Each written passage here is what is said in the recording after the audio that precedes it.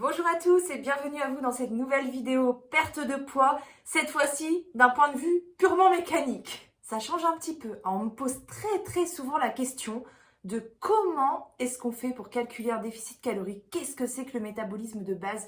Très souvent je reçois ce type de retour, que ce soit dans les commentaires sous mes vlogs, que ce soit en message privé sur Instagram. Il y en a beaucoup qui ont du mal à comprendre, donc je vais essayer de faire une vidéo la plus courte et concise possible, en allant droit au but, en essayant de vous expliquer les choses de la manière la plus simple possible. Vous allez voir, c'est vraiment pas compliqué. Alors déjà, le métabolisme de base, qu'est-ce que c'est? En fait, il correspond aux besoins énergétiques minimum que le corps a besoin pour survivre. Parce qu'en fait, au repos, l'organisme, il a besoin d'assurer toutes ses fonctions vitales telles que la respiration, le fonctionnement du cerveau, la digestion, la fonction cardiaque, le maintien de la température du corps, etc. On le calcule avec une unité de mesure que tout le monde a déjà entendue, les calories. Alors, plus exactement, on parle de kilocalories. Alors, 1 kilocalorie, c'est quoi concrètement? C'est juste la quantité de chaleur nécessaire pour élever la température d'un litre d'eau de 15 à 16 degrés. Alors comment est-ce qu'on fait pour connaître son métabolisme de base? Vous pouvez en avoir une estimation à l'aide de votre balance connectée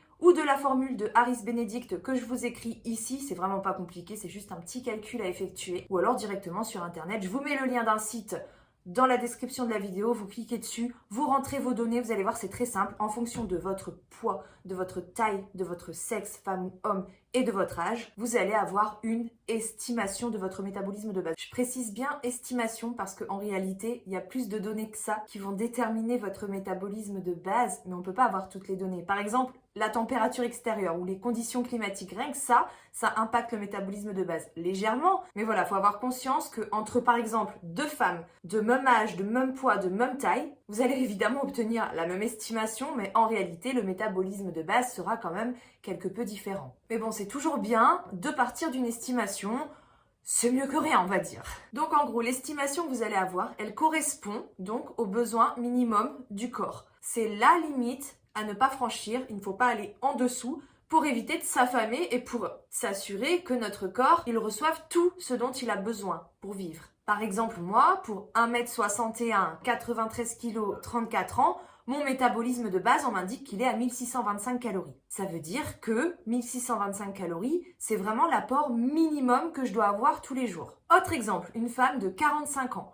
1m55, 60 kg. Son métabolisme de base sera à 1300 calories. Autre exemple, une femme de 22 ans qui pèse 130 kg pour 1m75 aura un métabolisme de base de 2100 calories. Vous voyez la différence avec la personne d'avant qui avait un métabolisme de base à 1300 calories? On a presque 1000 calories d'écart. C'est pour ça que je vous dis, on est tous différents. Dernier exemple, un homme 35 ans, 90 kg pour 1m80. Son métabolisme de base se situe à environ 1900 calories par jour. Donc vous voyez, en gros, les hommes, ils ont plus de besoins que les femmes. Pareil pour les personnes qui ont un fort poids, qui ont une grande taille. En gros, plus t'es grand et plus tu pèses sur la balance, plus ton métabolisme de base, il est fort. Et plus tu prends de l'âge, plus il diminue. En réalité, après l'âge adulte, le métabolisme de base diminue de 2 à 3% par décennie. Et il faut aussi savoir, je fais de la prévention en passage, qu'une accumulation de régimes restrictifs va aussi avoir un impact sur le métabolisme en le ralentissant, puisque l'organisme se met sur un mode de réaction à la disette, probablement hérité de la préhistoire. Scientifiquement, ce phénomène est appelé thermogenèse adaptive, qui expliquerait donc l'effet yo-yo des régimes. Mais parallèlement, une activité physique régulière maintient un métabolisme de base à ses niveaux physiologiques habituels. Donc ça, c'est une bonne nouvelle. L'exercice physique prolongé, de longue durée, provoque une augmentation du métabolisme et donc aussi une augmentation de l'oxydation des substrats présents dans le muscle, ce qui nécessitera une phase de récupération au cours de laquelle le métabolisme de base augmentera. Et il faut aussi savoir que les graisses consomment moins d'énergie que les muscles. Donc pour la faire simple, pour augmenter ton métabolisme de base, il faut augmenter ta masse musculaire. Bref, ça c'était pour le métabolisme de base. J'espère que c'était clair. Maintenant, passons au déficit calorique. Oui, ok, je connais mon métabolisme de base, mais comment est-ce que je fais pour connaître mon déficit calorique du coup? On y arrive. Bon, déjà, quel est le principe du déficit calorique? En gros, pour déclencher une perte de poids grâce au déficit calorique, il faut consommer moins d'énergie que ce qu'on dépense. Ou dépenser plus d'énergie que ce qu'on ingère. Donc en gros, soit tu diminues ton alimentation, tu rééquilibres, ou alors tu fais du sport. Vaut mieux aller jouer sur l'alimentation parce que le sport, bon, déjà tu vas te muscler, donc sur la balance, ça va t'énerver parce que tu vas pas forcément voir les résultats. Et puis 90% ça passe par l'alimentation. Le sport dans la perte de poids, déjà je déconseille de forcément faire du sport juste pour perdre du poids. Étant passé par là, c'est pas forcément la meilleure des solutions qui soit. Puis de toute façon, le sport dans une perte de poids, oui, il impacte évidemment puisque tu dépenses de l'énergie, mais c'est pas autant que ce qu'on croit. Bon bref, à l'essentiel on a dit, Lou, à l'essentiel. Donc pour connaître ton déficit calorique, tu vas d'abord avoir besoin de connaître tes dépenses totales. Dépenses totales qui correspondent donc au métabolisme de base et aux facteurs d'activité. Donc je vous propose un petit calcul pour connaître vos dépenses totales. Le résultat que vous allez obtenir va vous donner vos besoins journaliers, tout compris, métabolisme de base et dépenses énergétiques, donc ton sport, ton NEAT, c'est-à-dire comment tu bouges dans la journée. Est-ce que tu as un travail actif? Est-ce que tu bouges beaucoup chez toi? Tu fais du jardinage? Le dimanche, tu restes plutôt sous la couette ou tu sors? Enfin voilà, est-ce que tu es assez actif au quotidien? Est-ce que tu as un travail actif? Est-ce que tu dépenses Parce qu'il n'y a pas que le sport. Donc si tu es sédentaire, c'est-à-dire sédentaire, tu fais pas d'exercice ou alors très très peu, tu multiplies ton métabolisme de base par 1,2. Si tu es légèrement actif, c'est-à-dire que tu fais un peu d'exercice, 1 à 3 fois par semaine à peu près, là tu multiplies ton métabolisme de base par 1,3. Si tu es modérément actif, c'est-à-dire que tu fais de l'exercice physique assez intense, 3 à 5 fois par semaine, là tu le multiplies par 1,5. Si tu es très actif, c'est-à-dire que très actif, tu fais de l'exercice intense tous les jours, là tu multiplies par 1,7. Et si tu es extrêmement actif, c'est-à-dire que là tu fais de l'exercice intense tous les jours, mais en plus tu as un travail actif, tu multiplies par 1,9. Par exemple, moi, je me considère comme étant modérément active, donc j'ai multiplié mon métabolisme de base qui, je le rappelle, était estimé à 1625 calories par jour. Donc j'ai multiplié ce total par 1,5 et je suis tombée sur 2437 calories par jour. Donc ça correspond au total de mes besoins, métabolisme de base et activité à côté.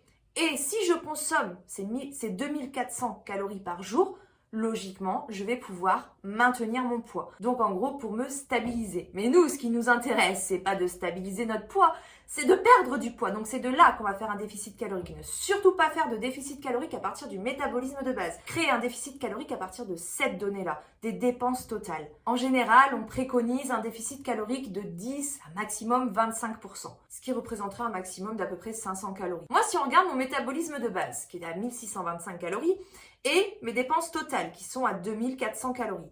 Entre les deux, il y a 800 calories de différence. Donc j'ai de la marge pour me mettre en déficit calorique. Il est là le déficit calorique. Il doit se situer entre le métabolisme de base et les dépenses totales. Et c'est là-dessus que je joue au quotidien. En gros, je sais très bien que si je suis en dessous de 1600 calories, c'est dangereux pour moi. Alors ça peut arriver un jour de temps en temps parce que vraiment j'ai pas faim ou je me sens pas trac, je suis pas bien. C'est pas grave si ça arrive occasionnellement. Ce qu'il faut regarder, c'est pas le résultat dans une journée, mais plutôt l'équilibre sur une semaine. Et de l'autre côté, par contre, j'évite d'aller au-dessus de 2400 calories parce que je sais qu'à 2400 calories, je devrais plus ou moins me maintenir. Donc si je veux perdre du poids, il faut que j'aille en dessous. Par contre, j'essaye de commencer plus haut, histoire d'avoir de la marge si je dois encore diminuer. Parce que je sais que 1600 calories, c'est le seuil minimum finalement. Et sachant que ce seuil minimum va encore diminuer, puisque, vous vous rappelez, je vous ai dit qu'en prenant de l'âge, le métabolisme basal diminue. Mais en plus de ça, quand on perd du poids, forcément, quand on a un poids plus conséquent, le métabolisme, il est plus haut. Donc quand on perd du poids, le métabolisme de base aussi, il diminue. D'où l'importance, je dirais, de commencer le plus haut possible et de perdre du poids tranquillement. Parce que si on se presse trop, à un moment donné, on va être coincé. Et pour perdre du poids, on va être obligé d'aller en dessous du métabolisme de base et là, les problèmes commencent. Mais quand même, je tiens à dire que là, nous avons vraiment simplifié les choses au maximum, histoire que vous puissiez faire vos petits calculs de votre côté pour pouvoir déjà vous mettre dedans. Maintenant, il faut savoir qu'en réalité, il n'y a pas que l'histoire des activités, donc du travail musculaire et du métabolisme de base, puisque en réalité, il y a 4 types de dépenses d'énergie. Il y a aussi ce qu'on appelle l'action dynamique spécifique des aliments, ce qui veut dire qu'en gros, quand tu manges, tu brûles des calories aussi. Un petit peu, hein. Ne nous emballons pas non plus. Par contre, c'est vrai que plus tu manges, plus tu brûles en fait, parce que la quantité de cette énergie dépensée, elle augmente avec la quantité ingérée. Par contre, vous allez comprendre que là, il y a tout intérêt à consommer des protéines. Enfin, en vrai, les protéines, je ne vais pas en parler ici, mais c'est important pour plein de choses, notamment pour la satiété. Cette action dynamique spécifique des aliments, elle est de 20 à 30% pour les protéines et de 3 à 8% pour les lipides et les glucides. Et il y a un dernier type de dépense d'énergie qui est la thermorégulation. La thermorégulation, en gros, c'est l'énergie dépensée par le transport et la production de chaleur du corps pour le maintenir à 37 degrés. Mais ça ne marche que dans le sens d'une augmentation de température, pas dans l'autre sens.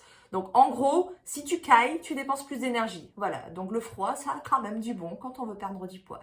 Bon, si je vous embête à vous expliquer tout ça, c'est pas pour rien. C'est juste pour que vous compreniez que oui, connaître une estimation de son métabolisme de base, ça peut servir. Savoir où est-ce que se situe à peu près notre déficit calorique, c'est bien quand on cherche à perdre du poids. Mais ça sert à rien de s'obséder avec les chiffres. Ça sert à rien de compter à la calorie près. Nos besoins, ils changent tous les jours. Nos besoins, ils varient tous les jours. Un jour, il fait un peu plus froid. Bah, t'as plus de besoins. Un jour, t'es plus fatigué. Bah, ton corps aussi, il a besoin de plus. Quand tu es en période de règles pour les filles, ton corps aussi il a besoin de plus. Quand tu subis un gros stress, ton corps il a besoin de plus. Nos besoins ils varient tous les jours. Et nos envies aussi, et c'est important aussi d'écouter ces envies. Bref, ça me semblait primordial de vous alerter sur le comptage calorique. Si vous le pratiquez, ne le faites pas à la calorie près, quoi. N'allez pas vous obséder avec ça. Et je le rappelle, quand on est dans le contrôle mental excessif, bah derrière, on finit par lâcher. Et qui dit relâchement, je parle d'expérience. Qui dit relâchement, dit reprise du poids derrière aussi. Donc moi, je vous conseille vraiment de varier vos quotas en fonction de tous ces éléments-là, en écoutant un maximum votre faim, vos besoins, en essayant d'être à l'écoute de votre corps, en suivant aussi vos envies. Il n'y a pas de honte à se faire plaisir tous les jours, sans culpabilité. Il faut préserver aussi un minimum sa vie sociale. Vous n'allez pas refuser une part de gâteau d'anniversaire quand vous êtes invité à un anniversaire juste parce que vous comptez vos calories. Prenez un petit bout, mais faites-vous plaisir quand même. Tout est une question d'équilibre. Autre conseil, je vous dirais de partir plutôt de vos habitudes que de toutes ces données chiffrées.